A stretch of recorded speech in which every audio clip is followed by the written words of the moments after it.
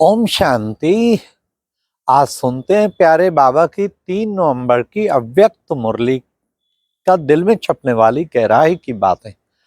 आज की मुरली में बाबा ने आज की मुरली का टाइटल था प्योरिटी ही ब्राह्मण जीवन की रॉयल्टी।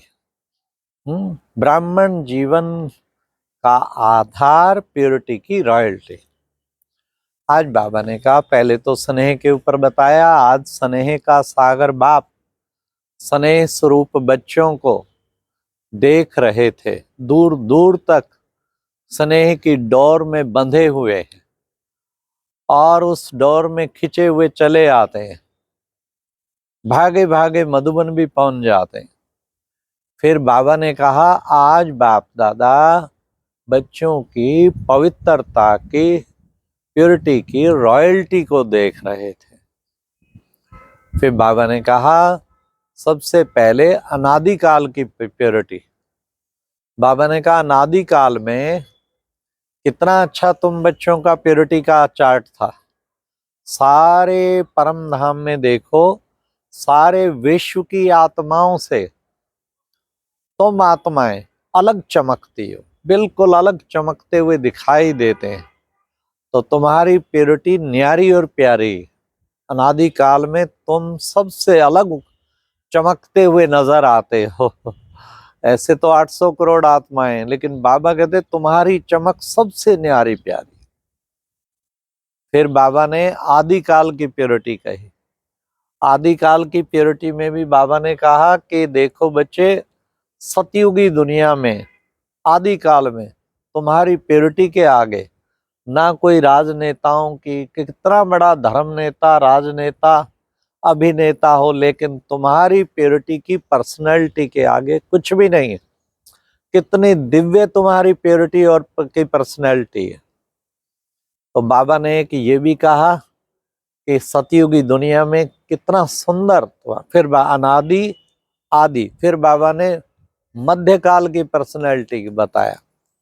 मध्यकाल की पर्सनैलिटी के बारे बाबा ने कहा, देखो आपके चित्र आज भी पूजे जाते, विधि पूर्वक पूजा होती। ऐसे किसी की चित्र की पूजा नहीं होती, लेकिन आपके चित्रों की पूजा अभी तक भी, इतने रॉयल्टी के चित्र हैं, हाथ लगाना भी मना, शोकेश में रखे होते हैं और उनकी विधि पूर्वक पूजा होती है। बताओ, किसी की होती है? बाबा ने कहा किसी की भी नहीं। फिर बाबा ने कहा आगे, ये तो हो गई मध्यकाल की प्योरिटी। फिर बाबा ने संगम की प्योरिटी। संगम पे तो बच्चे तुम होते ही तुम्हारी दृष्टि, वृत्ति, कृति सब कुछ पवित्र। हाँ, संगम की प्योरिटी तो विशेष गाई हुई है ना। यही प्योरिटी ही पर्सनैलिटी है तुम्हारी, प्योरिटी ही रॉयल्टी है, प्योरिटी ही ब्राह्मण जीवन का आधार है। क्योंकि एक बाप दूसरा ना कोई, और संकल्प स्वप्न में भी कुछ नहीं आ सकता। ये है संगम की प्योरिटी। फिर बाबा ने आज कुमारियों से मिलते हुए कहा कि कुमारियों ने पट्टा बांधा हुआ है। कौन सा? एक वर्ता का। तो बाबा ने कहा, सचमुच एक वर्ता, एक बाप दूसरा ना कोई, ऐसा जीवन बनाया हुआ है, एक बाप के सिवाय कोई नजर ना आए, ऐसी कुमारियां हैं। फिर कुमारों को भी बाबा ने एड्रेस किया। कुमारों ने कौन सा पट्टा बांधा है? प्रतिज्ञा का पट्टा बांधा हुआ है। हाँ, प्रतिज्ञा का पट्टा, अंत तक वायदा, साथ रहेंगे, साथ चलेंगे, एक बाबा दूसरा ना कोई, ये प्रतिज्ञा है, ये वायदा है। बाबा ने कहा दृष्टि में अलौकिकता है और वृत्ति में भी आत्मक वृत्ति, परमात्म याद की वृत्ति है, और कीर्ति अर्थात सदा सबको सुख देना और सुख लेना। तो दृष्टि, वृत्ति, कीर्ति से पूरे पवित्र हो गए ना। फिर बाबा ने विशेष प्रवृत्ति वालों को भी कहा कि प्रवृत्ति वाले जो, आज बाबा ग्रुप वाइज सबसे मिले, प्रवृत्ति वाले तो बाबा ने क्यों छुट्टी दी है साथ रहने की? दी हुई है। बाबा ने कहा आपकी पवित्रता के आगे तो बड़े बड़े महामंडलेश्वर भी झुकेंगे, वो भी कहेंगे कि सचमुच ये कितने पवित्र कमाल है। वो कहे असंभव को संभव आप बच्चों ने करके दिखाया। इसलिए बाबा प्रवृत्ति वालों को भी कमाल करके दिखाने वाले, असंभव को संभव करके दिखाने वाले, ऐसा बताया। फिर बाबा ने टीचर्स को कहा, टीचर्स हैं अपने फीचर से फ्यूचर को प्रत्यक्ष करने वाले। टीचर्स अर्थात फरिश्ता स्वरूप, टीचर ना दिखाई दे, फरिश्ता दिखाई दे। हर एक टीचर से बाबा ऐसे दिखाई दे जो भक्ति मार्ग में सर्वव्यापी की बात कहते हैं, लेकिन हर टीचर से वो नजर आए, टीचर बाबा के अंदर सवाई नजर आए और आपके द्वारा बाप प्रत्यक्ष हो। अभी यहाँ तक तो पहुंचे हैं, ब्रह्मा कुमारियां बहुत अच्छी हैं, लेकिन इनका बाबा बहुत अच्छा है, ये पहुंचना है। इनका बाबा बहुत अच्छा है।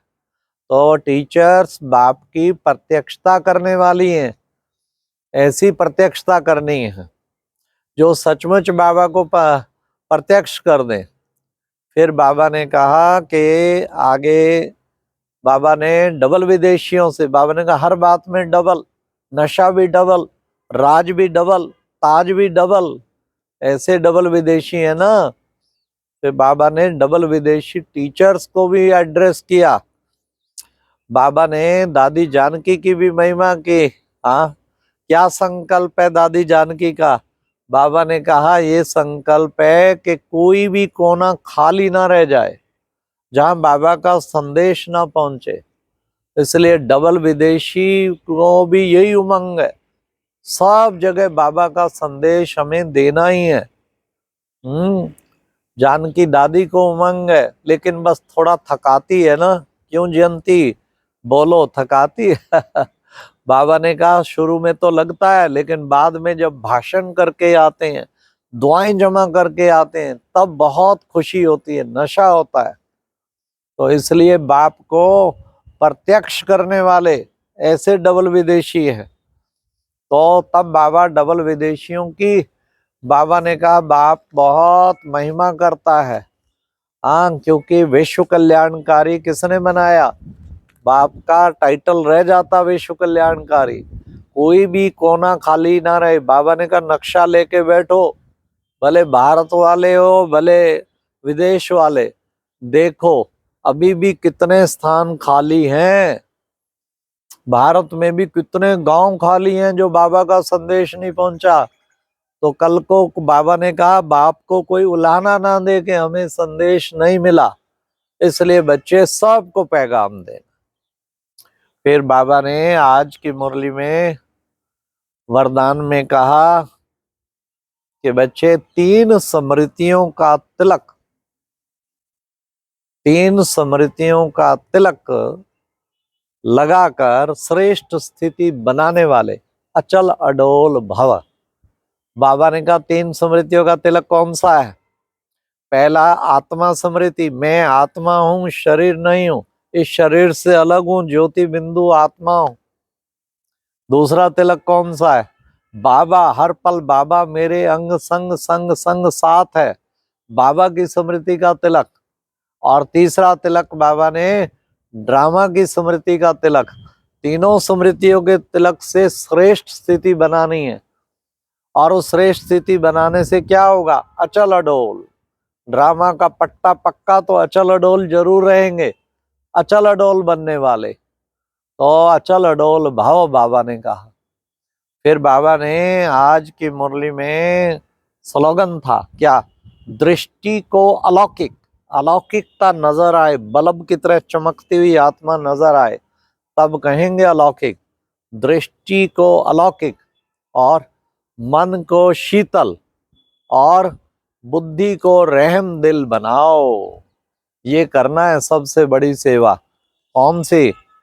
दृष्टि को अलौकिक, कोई मिले आपकी अलौकिक दृष्टि पाके वो भी अलौकिकता में आ जाए, फरिश्ता बन जाए। और मन को शीतल, मन में टू मच थॉट ना चल रहे हो, शांत और शीतल। और बुद्धि को रहम दिल, बुद्धि निर्णय करती है, रहम दिल होके निर्णय करेगी, ना कभी आवेश आएगा, ना कभी किसी का अवगुण नजर आएगा। अच्छा, ओम शांति। ये थी आज की मुरली से दिल में छपने वाली गहराई की बातें। ओम शांति।